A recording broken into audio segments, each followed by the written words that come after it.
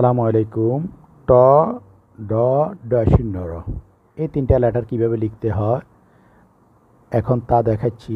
যেমন এই টটা, টর প্রান্তসীমাটা হবে ঠিক গড়ের মাঝখান বরাবর, উপরে উঠা যাবে না আর অনেক নিচেও থাকা যাবে না, একদম মাঝখান বরাবর হতে হবে। আর টিকিটা হবে যেখানে ট শেষ হয়েছে ঠিক সেখান থেকে উপরের দিকে হবে টিকি। সাধারণত যে ভুলগুলো করে থাকি, ট অনেক সময় উপরে উঠাই দিই, যেমন এখান থেকে এই মধ্যভাগের উপরে উঠে গেছে, আঁকটেন দেখাচ্ছি, যার কারণে এই টটা অসুন্দর এবং এটা নেওয়া যাচ্ছে না।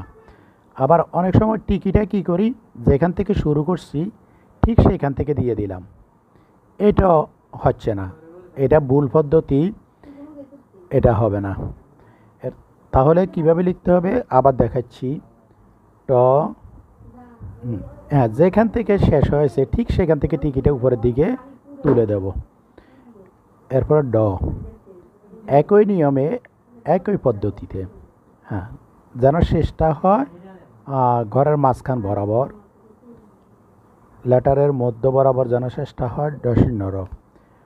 তিনটা লেটার আবার লিখে দেখাচ্ছি। লেখাটা যদি আপনাদের কাছে সুন্দর লেগে থাকে তাহলে অবশ্যই একটা লাইক দিবেন। এরপর ট লেখা শেষ, তারপর হচ্ছে ড, তারপর ড। বারবার প্র্যাকটিস করতে হবে, তাহলে লেখা সুন্দর হবে। সবাইকে ধন্যবাদ। আসসালামু আলাইকুম।